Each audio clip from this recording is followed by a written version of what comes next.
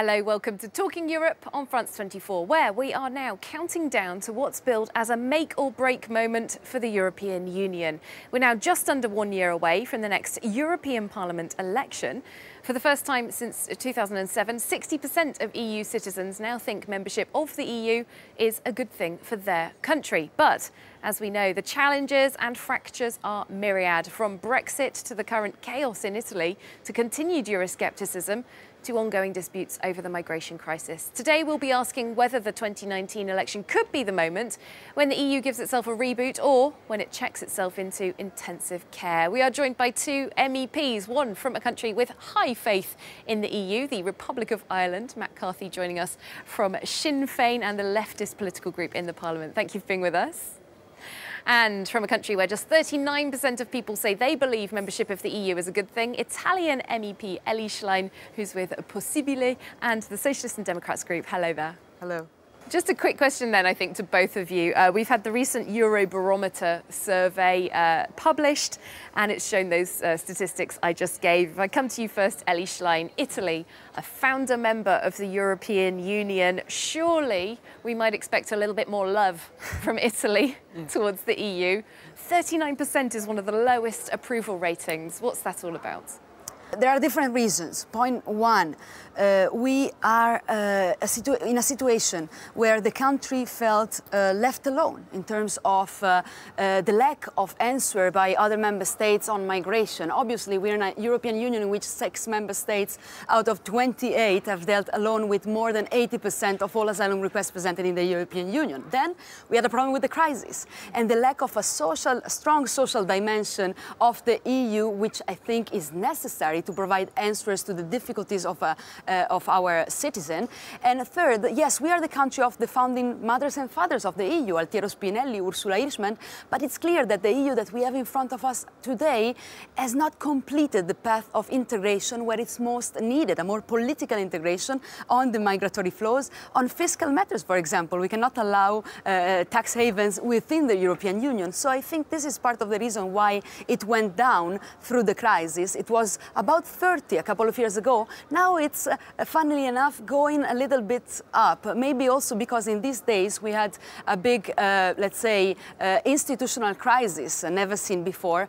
Also on the matter of the belonging to the Eurozone, which is, let me point out, was not part of the electoral campaign. And that is, I think, part of the reason why the President of the Republic took the choice not to let this government have a minister which had a plan B to get out of the euro without it being at the center of the debate of the last election. Yeah, Europe certainly has been at the centre of discussions about Italy recently. If I just come to Matt Carthy and ask you the same question, but the opposite really. Ireland's such a Europhile country, right up there with Luxembourg at the top of the leaderboard, if I can put it that way. You're actually from a sort of a Euro-critical party yourself. So what's your take? Why do Irish people feel that Europe is so good for them? Well, the question that was asked was, do you think membership of the EU is a good thing? And people responded, yes. I agree with that. I think the European Union as a concept is a good thing, and I think Ireland is better because we're members of it. That's not to say that people don't have views in relation to what the EU should be doing differently, and I think there is quite a lot of unease in Ireland, as there is probably in every EU member state, with the direction that the European Union is taking and the fundamental and at this stage embedded disrespect for national democracy that's actually becoming routine in terms of how the European Commission in particular responds to crisis. You see Europe as trampling over national democracy? I think you're right when you say that we're at a defining moment in the EU. The European Union has been sent lots of messages by peoples across Europe, whether it be the French and the Dutch response to the European Constitution when they were rejected, whether it be the Greek response to the austerity agenda when they were rejected, whether it be the Irish response to the Lisbon Treaty when we rejected it on the first instance and were then forced to say again. And most recently, for all the rights and wrongs, and I would argue there are more wrongs, but from the people of Britain in relation to the Brexit vote. Time and time again, whenever citizens have had an opportunity to actually cast a verdict in relation to the European Union, they have said, we want our country to be part of the EU, but we want fundamental change. And time again, the European institutions have ignored that and have actually decided, and if we take the response to Brexit, for example, so I'm somebody who's fiercely critical of Brexit, fiercely critical of the fact that part of my country is being taken out of the EU, referring alongside, to Northern Ireland, of course. But if you look at what the response to the European institutions have been, it has been, let's do what we always intended to do, only let's do it faster and with even less democratic accountability than was originally envisaged. Now, Brexit has left a situation where arguably no peoples in the member state in the short term will advocate leaving at this stage, because they see the mess that the British government have got themselves in. But if we just take that for granted and that sentiment for granted and continue along the route as currently projected by the European Commission, then I fear for trouble ahead.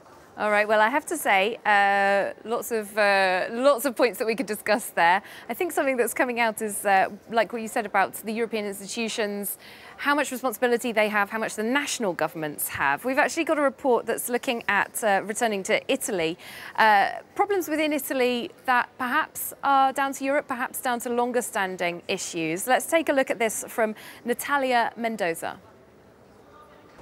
In this restaurant in Palermo, preparing traditional dishes requires skill, but also courage. For 6 years now, Natale Giunta has been living under 24-hour police protection, ever since he denounced an attempt at extortion by Cosa Nostra, the Sicilian Mafia. One day, 2 men came in. They said to me, "You must give us 2,000 euros a month and 4,000 at Christmas and Easter. Otherwise, we'll decide to really hurt you." Unlike Natale, who has stood up to Cosa Nostra, many others in Sicily continue to suffer from extortion and to pay the pizzo, the protection money demanded by the Mafia. A few kilometers from the restaurant is Ballaro, one of the oldest markets in the historic centre of Palermo. Here, the rule of omerta prevails. It's inconceivable to talk about organised crime. Ma che vuole che le dico? Oh, si dice fatta a nome e baguica. A reality contradicted by this conversation amongst Mafia members, filmed by the police during an investigation.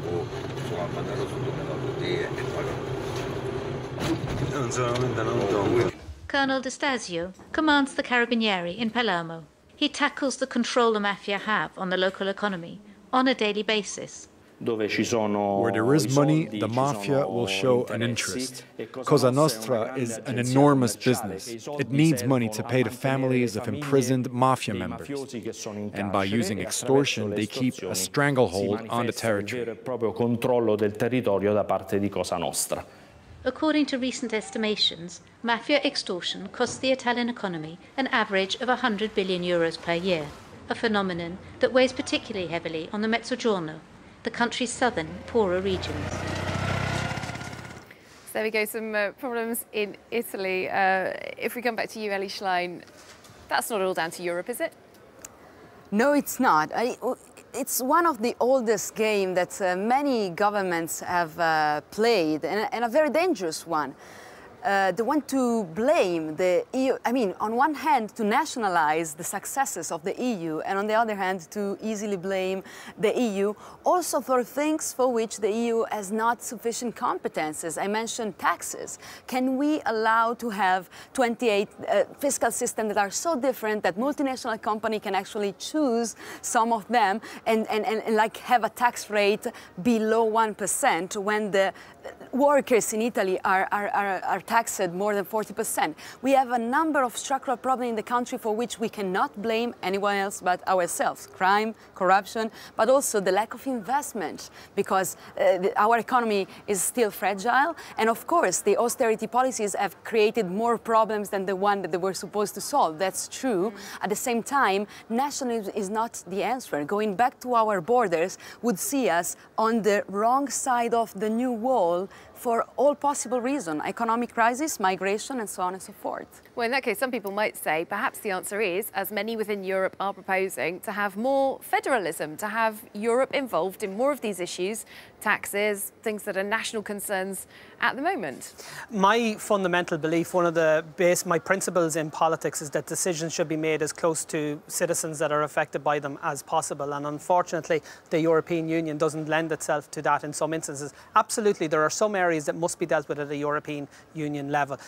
Issues like climate change, for example. Tax transparency, tax justice issues, I agree, need to be dealt with. That's not the same as having tax powers centralised at a European Union level. Regardless of what people's views on federalism and increased centralisation of power at a European level, the citizens of Europe have clearly given their answer time and time again. That's not what they want. And if we are to proceed at full steam ahead towards a greater centralised, greater federalised EU, then we need to recognise that we're moving further away from the citizens that are going to be affected by those decisions. And Ellie Schlein, I think looking at the current political situation in Italy, Eurosceptic parties doing very well there. It feels like Italians would massively reject any more centralisation in Europe.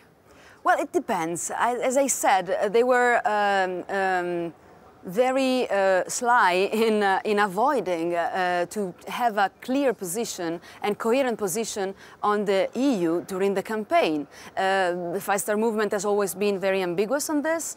Recently, they appear to be more pro-Europeans. The Northern League was strongly against, but decided to water down the position through the campaign. So it's hard to tell what the, for real, Italian citizen would choose if the next election campaign would be more focused on the belonging to the EU. But let me just add one thing. I'm a strong pro-European federalist because I think that, of course, like this, the EU cannot work and cannot deliver the answer that it promised.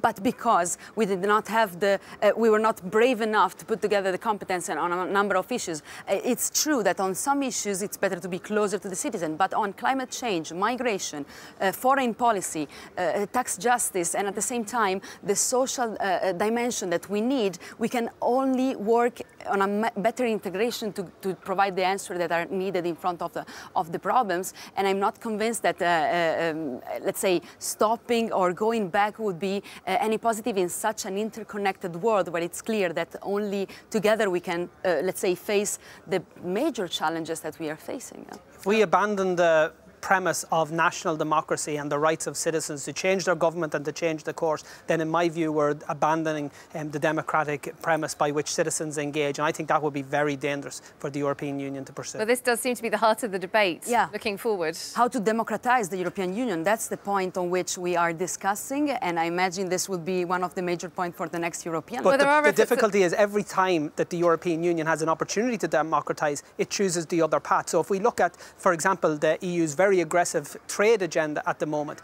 central to that is the creation of a court system that will be denied to citizens and will be actually only accessible to foreign multinational corporations. That's not in the interest of democracy. That's not in the interest of EU citizens. That's in the interest of a very small elite that unfortunately have the ear of the European Commission and unfortunately are directing the progress of the European Union. Well, unfortunately, we are going to have to leave it there. We've run out of time, but thank you both for contributing to this debate on the future of the European Union. Before we go, one thing that European officials across the board are quite concerned about, a recent phenomenon really, fake news. We didn't talk about it at the last European elections. Here's a new example of fake news from our partners at Toute l'Europe.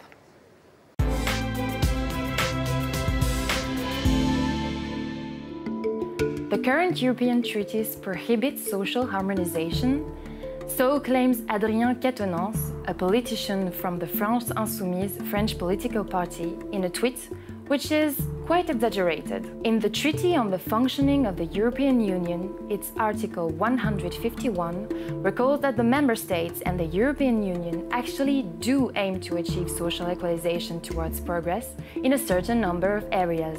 They are cited in Article 153, gender equality, social protection for workers, or labour conditions. In concrete terms, the European Union guarantees today that an unemployed person receiving financial assistance in his or her country of origin may move to another EU country to seek employment and retain unemployment benefits for at least 3 months. Another example is the 2003 Directive about European working time, which sets the maximum average working week at 48 hours, including overtime, for all Europeans. And finally, each year, the European Social Fund helps some 10 million people to find work or improve their professional skills. If social Europe is not always visible, it's above all because the responsibility for enacting it still largely remains in the hands of the member states. Any decision on social harmonization within the European Union requires unanimous approval. This complicates conversion attempts, but by no means prohibits them. There we go, fake news still buzzing around. If I come back to my guest, Ellie Schlein, just briefly, ahead of the 2019 European elections, do you think fake news is going to have a big impact? Yes, I think, and it is showed by the last outcome of the election in some countries, for example mine, but also in the US and in Brexit probably, apparently it had a big role. We need more strict regulation on that. We need to find creative solution because it's a new, really new challenge brought by technology. I think it's one of the examples in which we need a much stronger union, and I agree with the colleague, for now we are not democratized enough, but we need more stronger parties to give voice to the citizen at the right level to address these challenges and to fight national selfishness that have prevented the EU to become what it should be. Matt Carthy on fake news. Yeah, I agree that fake news is a challenge, but I disagree that it's a new challenge. Fake news has been around since news has been around. In many cases, the fake news has been at the behest of an establishment media, the ingrained media who have always shown bias and particular issues. Now there's new players, so I think what we need is an educated citizenship and people who are engaged in politics and politicians who are willing to engage in citizens in an honest way in relation to their policies. If we have that, then it doesn't really matter what somebody clicks on Facebook. Well, thank you both so much for taking part in our debate. Matt Carthy from Sinn Féin, Ellie Schlein from Possibile, and thanks to you as well for watching. We'll see you soon for more Europe news here on France 24.